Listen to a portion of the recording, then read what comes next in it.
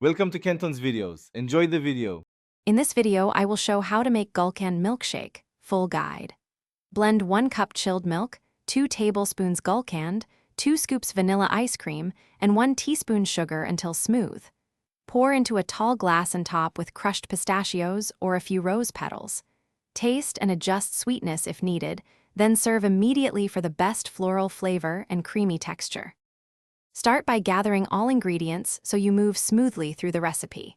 Keep milk chilled, scoop ice cream ahead, and have a small spoonful of Gulkand ready.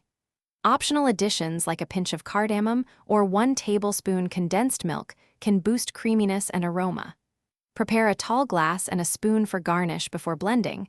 This saves time and keeps the milkshake cold and perfectly textured.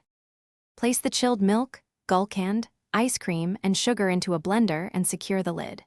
Blend on medium power for about 30 to 45 seconds, stopping once the mixture is frothy and smooth. Taste and add sugar or Gulkand if you want it sweeter. Pour into a chilled glass, sprinkle crushed pistachios or a rose petal for visual appeal, and serve immediately to enjoy the fresh floral notes. Thanks for watching. Consider subscribing if we helped you.